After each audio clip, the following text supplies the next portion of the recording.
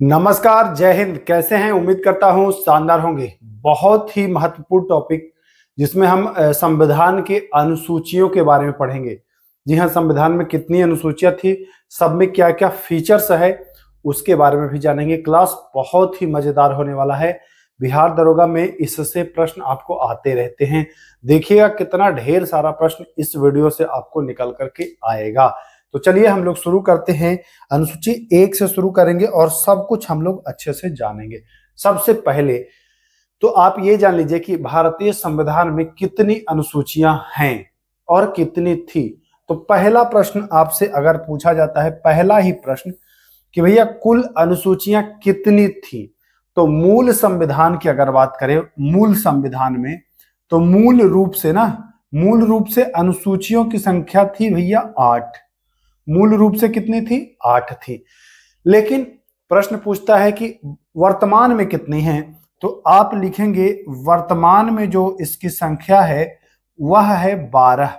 वर्तमान में जो संख्या है वह कितनी है? तो वर्तमान में जो संख्या है वो है 12। ये 8 से 12 कैसे हुआ, कब कब हुआ, इसको जरा सा हम समझते हैं। 8 से 9 हुआ, जैसे 8 से पहले 9 होगा तो 9वां जो हुआ था वह वर्ष 1951 में ये पहला संविधान संशोधन हुआ था और पहले से ही एक अनुसूची बढ़ा दी गई। तो वर्ष 1951 में 9वां अनुसूची जो है वो जोड़ दिया गया। अब आते हैं कि 9वां के बाद सर 10वां कब हुआ है। तो देखिए हम लोग सबको डिटेल में भी पढ़ेंगे। 14 पेज का है ये पूरा वीडियो, तो अच्छे से देखिएगा। 10वीं अनुसूची की बात करना है और डिटेल में जानेंगे भी कि इसमें क्या वर्णित है। अभी मैं बस आपको बता दूं तो 10वां जो है यह 1985 में, 10वां कब जोड़ा गया? 1985 में। अब बच जाता है 11वां और 12वां। 11वां और 12वां ये दोनों 1992 में जोड़ दिया गया। ये दोनों 1992 में जोड़ दिया गया है ना। ये दोनों 1992 में ही दोनों को जोड़ा गया है। तो यहां तक आपको कम से कम यहां तक इन चीजों को याद रखना है। अब हम बात करते हैं कि भाई पहली अनुसूची में सर क्या है। तो पहली अनुसूची में जो है वह भारत के राज्य और केंद्र शासित प्रदेश का उल्लेख है। भारत के राज्य और केंद्र शासित प्रदेश। अब आप जानते हैं कि भारत में वर्तमान समय में राज्यों की संख्या अगर हम बात करते हैं तो कुल 28 राज्य हैं। तो 28 राज्य का उल्लेख होगा और केंद्र शासित प्रदेश की संख्या जो है वह 8 है। तो 8 केंद्र शासित प्रदेश का उल्लेख होगा। पहली अनुसूची आप बिल्कुल समझ चुके हैं, राज्य और केंद्र शासित प्रदेश का उल्लेख है। 8 से कैसे 12 हुआ ये भी आप जान गए हैं। अब आपसे कभी पूछता है कि 9वीं कब जोड़ा गया, 10वीं कब जोड़ा गया, तो अब आप बताएंगे। लेकिन इससे पहले डिटेल जानने से पहले और भी हमको कुछ ना कुछ जानना है। आइए अब हम आते हैं अनुसूची 2 के ऊपर। अनुसूची 2 क्या कहता है? अनुसूची 2 कह रहा है राष्ट्रपति, ध्यान से सुनिएगा आप, राष्ट्रपति है ना, ये भारत के प्रथम नागरिक होते हैं। फिर आते हैं उपराष्ट्रपति, लोकसभा अध्यक्ष, 3 हो गए, लोकसभा उपाध्यक्ष, ठीक, CAG नियंत्रक एवं महालेखा परीक्षक, सुप्रीम कोर्ट और हाई कोर्ट के न्यायाधीश, इनके वेतन और भत्तों के बारे में उल्लेख है। ठीक ना। पहले में देखा राज्य और केंद्र शासित प्रदेश, दूसरे में राष्ट्रपति, उपराष्ट्रपति, लोकसभा अध्यक्ष, लोकसभा उपाध्यक्ष, CAG सुप्रीम कोर्ट के न्यायाधीश और हाई कोर्ट के न्यायाधीश, इनके वेतन और भत्तों का उल्लेख है अनुसूची 2 में। क्लियर है? यहां तक आप जान गए। राष्ट्रपति अनुच्छेद आप जानते हैं 52 में। राष्ट्रपति उपराष्ट्रपति पर मैं डिटेल क्लास आपको करा चुका हूं, तो आप जाकर के देख सकते हैं। चलिए आइए अब आते हैं अनुसूची 3 में। देखिए अनुसूची 3 से बहुत शानदार प्रश्न बनता है, ध्यान दीजिएगा। इसमें कह रहा है मंत्रियों, सांसदों, विधायकों, इनके शपथ के बारे में उल्लेख है। इनके शपथ का प्रारूप है अनुसूची 3 में। यहां देखिए कहीं भी राष्ट्रपति का उल्लेख नहीं है। तो एग्जाम में पूछता है कि राष्ट्रपति का शपथ किस अनुसूची, तो अनुसूची नहीं, उसको आपको याद रखना है। राष्ट्रपति का शपथ अनुच्छेद 60 में पढ़े हैं ना आप, राष्ट्रपति का शपथ, तो वह राष्ट्रपति वाला जो है वह 60 में है। बाकी मंत्री पूछ दे, अब मंत्री में आपको प्रधानमंत्री भी आ जाएगा, है ना, क्योंकि प्रधानमंत्री तो एक मंत्री ही होता है। प्रधानमंत्री कोई चुना नहीं जाता है कि डायरेक्ट प्रधानमंत्री, वो मंत्री चुने जाते हैं, उसमें से शपथ लेते हैं प्रधानमंत्री। तो मंत्री हो गए या सांसद हो गए या राज्यों के विधायक हो गए, इनका शपथ जो है वह 3 अनुसूची में वर्णित है। राष्ट्रपति का नहीं है, ये बात आपको अच्छे से ध्यान देना है कि राष्ट्रपति का अनुच्छेद 60 में उल्लेख है शपथ। क्लियर? क्लियर है। आइए चलिए आगे। अब आते हैं चौथी अनुसूची। चौथी अनुसूची से बिहार दरोगा में प्रश्न पूछता है, बहुत महत्वपूर्ण है, ये ध्यान दीजिएगा।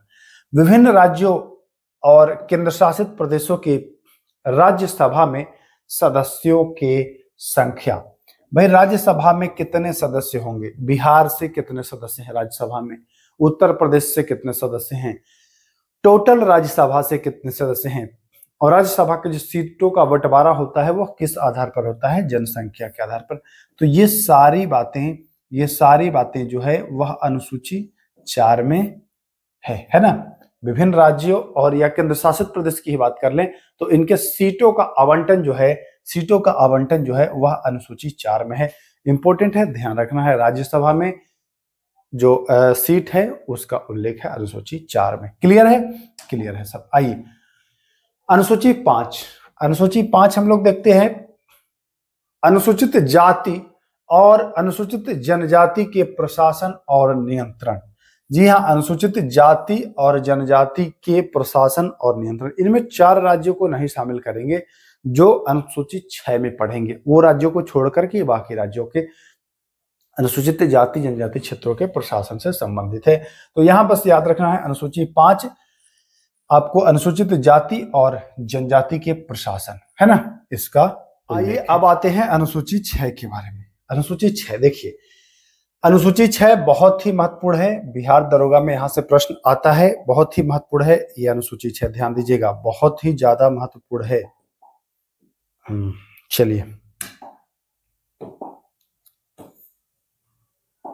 आइए अनुसूची 6 में देखिए 4 राज्यों के प्रशासन से संबंधित है। वो 4 राज्य कौन कौन है? अगर आपको यहाँ मैप दिख रहा होगा तो एक मेघालय है, ठीक ना, फिर आपके दूसरा है त्रिपुरा, फिर आपको एक दिख रहा होगा ये वाला असम, ठीक, और ये चौथा दिख रहा होगा मिजोरम। 4 देखिए, असम, मेघालय, त्रिपुरा और मिजोरम। और क्या है भैया? मिजोरम।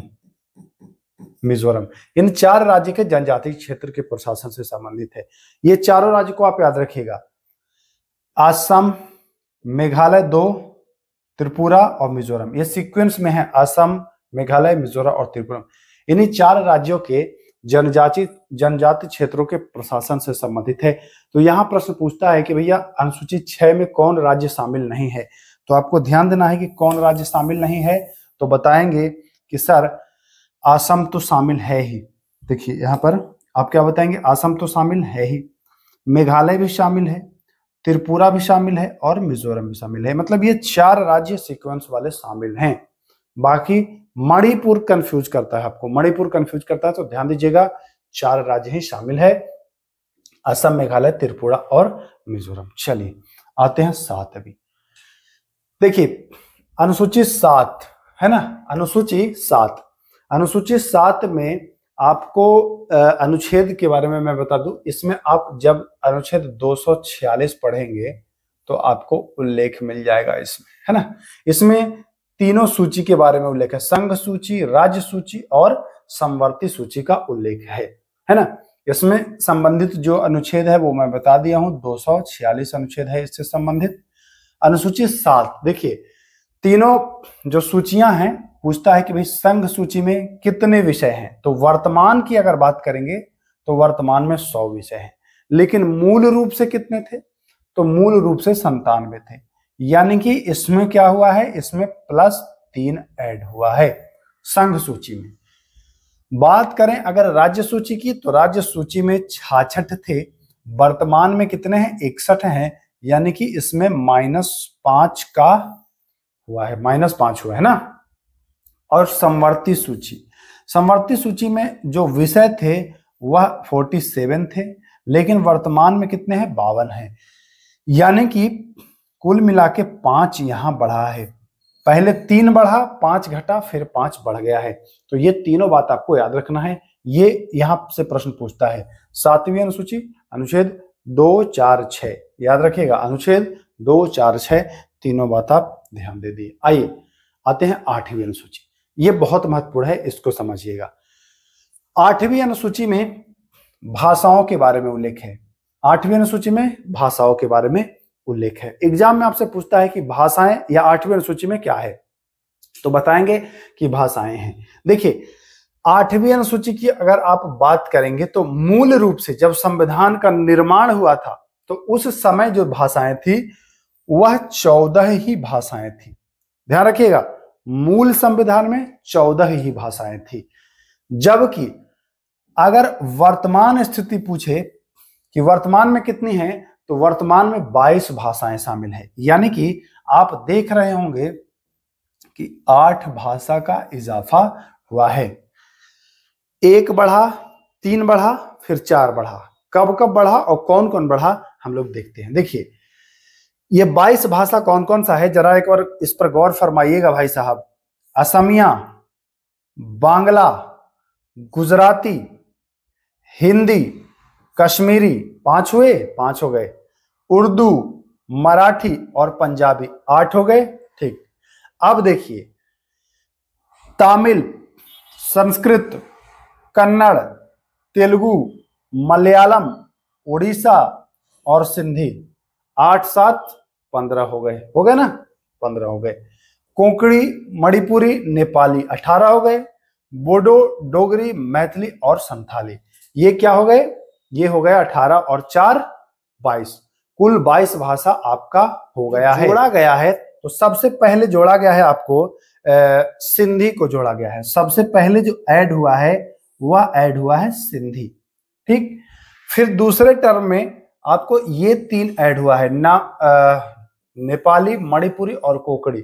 और जो तीसरे टर्म है वो तीसरे टर्म में ये चारों ऐड हुआ है। ठीक, अब देख लेते हैं कि कौन कौन कब ऐड हुआ है। अगले पेज पर आएंगे, अच्छे से समझ जाएंगे। 21वें संविधान संशोधन से 1967 में सिंधी ऐड हुआ है। सिंधी कब हुआ है? 1967 में। और ये ऐड होने वाला पहला है, मतलब 14 के बाद ये 15वां भाषा है सिंधी, जो 1967 में और 21वें संविधान संशोधन अधिनियम से ये ऐड हुआ है संविधान की 8वीं अनुसूची में। अब आइए 1992 की बात है और संविधान संशोधन है 71वां। देखिए थोड़ा सा कॉन्सेप्ट अगर आप डेवलप करेंगे तो समझ जाएंगे। पहला संविधान संशोधन, पहला जो भाषा जोड़ा गया वह 21वां जोड़ा गया। कब जोड़ा गया? तो 1967 में। ठीक, संविधान संशोधन कौन था? संशोधन था 21वां। दूसरा क्या था? तो दूसरा था 71वां। अगर इन दोनों को जोड़ेंगे तो आ जाएगा 1992। अगर आप ऐसे रिलेट भी कर सकते हैं कि इन दोनों को, पहला 21वां, दूसरा 71वां, 71 जोड़ेंगे 21 में तो 92 हो जाएगा। यानी कि 71वां संविधान संशोधन 1992 में 3 जोड़ा गया। ट्रिक भी आपको याद कर लेना है, नमक। क्या जोड़ा गया है? नमक जोड़ा गया है। मतलब न से नेपाली, म से मणिपुरी और क से कोंकणी, तीनों नमक। 71वां संविधान संशोधन 1992 में 3 जोड़ दिया गया, यानी कि 14, 1, 15 और ये 3, 18। अब आइए, यहां 92 आया था कुल, यहां 92 आया था ना, यही को उठा करके यहां कर दीजिए 92वां संविधान संशोधन। 92वां संविधान संशोधन और 2003।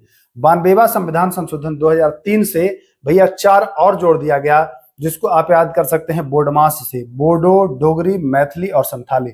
बोडमास मैथ में पढ़े है ना, बोडो, डोगरी, मैथिली और संथाली, ये जोड़ दिया गया 92वां संविधान संशोधन 2003 से। यहां तक आप लोग नोट करिए कैसे जोड़ा गया है, कहां जोड़ा गया है। यहां तक अगर आप नोट कर पा रहे हैं तो बहुत ही समझिए कि बेहतर स्थिति में आप लोग हैं। चलिए आगे आते हैं। यहां तक दिक्कत नहीं है ना? फिर से एक बार समझ लीजिए। यहां देखिए जो जोड़ा गया है इसको मैं एक बार मिटा दूं ताकि आप लोग अच्छे से समझ पाए। यहां से मैं फिर, क्योंकि यहां से प्रश्न आता है एग्जाम में, इसलिए ना हम सोच रहे हैं कि इसको एकदम क्लियर कर दें, ध्यान दीजिएगा। आइए, इसको जोड़ा गया, इसको जोड़ा गया 21वां संविधान संशोधन 1967 से। ठीक है सर, ये जान गए हैं।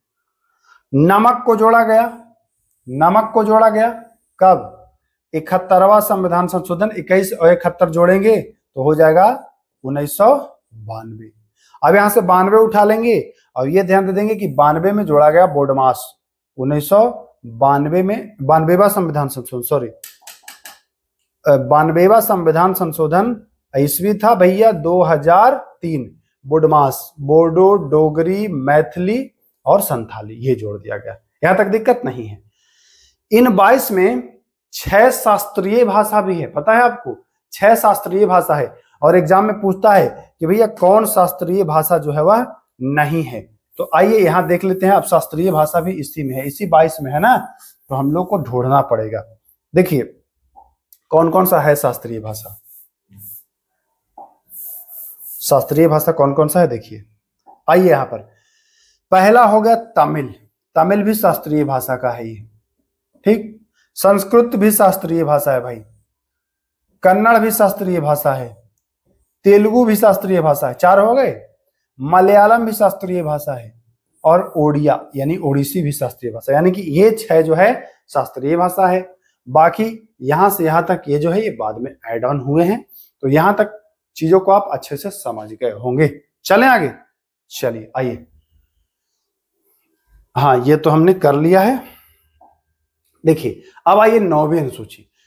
9वीं अनुसूची जो है ना, यह प्रथम संविधान संशोधन का परिणाम है।